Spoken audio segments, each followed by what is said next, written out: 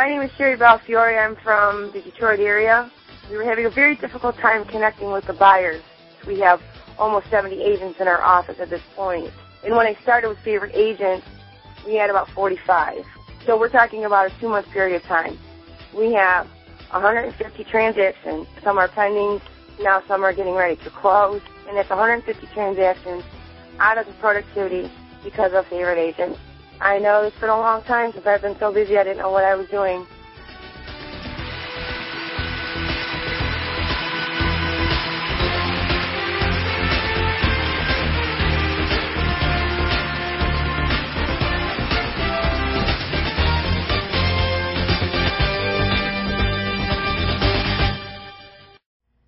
Hi, my name is Matt Jones, and I'm the President and CEO of FavoriteAgent.com.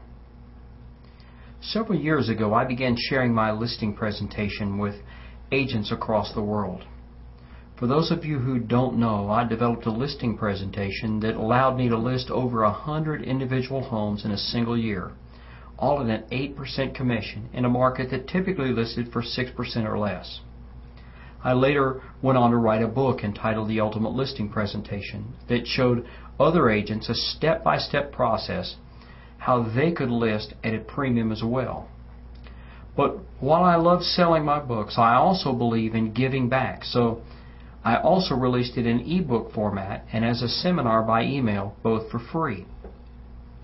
Well, within a few weeks of releasing the free ebook and seminar, I received a call from a very prominent national real estate coach and author.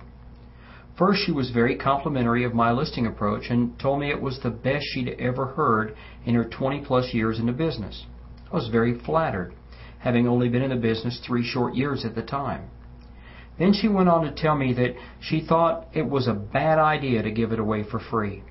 She said that if agents didn't have to pay for it, it would be of no value to them. Shortly after that, I was at the NAR annual convention in San Francisco. As I was walking through the vendor hall, I ran into one of the top real estate trainers in the country. He saw me at a distance and shouted my name.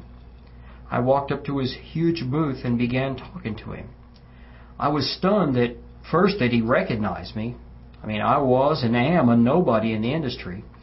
And he was perhaps the single largest name among all real estate industry trainers. As we talked, he began telling me that I needed to hit the training circuit, filling rooms with hungry agents and selling them $200 worth of material after a quick overview presentation deliberately designed to be delivered too fast to absorb. He was sincerely trying to help me, quote-unquote, make it in the world of training agents, and he was sharing with me the keys to the kingdom. Afterward, I began reflecting on those 2 similar experiences. I began to wonder if maybe I had it wrong. Maybe they were right. After all, they're both very successful agent coaches and trainers who've made great careers in teaching agents and no doubt make much more money at it than I do. I was still a relatively new agent, and I still vividly remembered nearly quitting the business because I couldn't seem to get out of the gate. And when I did finally figure it out, I wanted to help other agents who were in the same place I'd been. I don't know about you, but I hate the medicine show culture of today's real estate training, where so-called experts, many of whom hadn't been in actual real estate for decades, gather sheep into a room only to sell them their latest rehash of an old idea. I remembered being a new agent and not having any money to spare, and I remember feeling really ripped off after going to a training event, quote-unquote, or reading a quote-unquote training article, only to realize it was no more than a sales pitch. So I want to pose a question. Where are our mentors? The frontline mentors. Not national superstars, but the local managing brokers, or even the trainers from the national franchises that we're paying to be one step ahead of the industry. It seems that our industry is lost, and those who should be showing the way are, for the most part, lost themselves. The blind are leading the blind.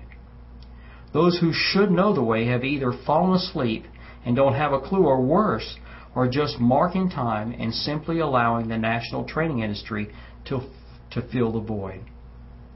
I'll close with a solution.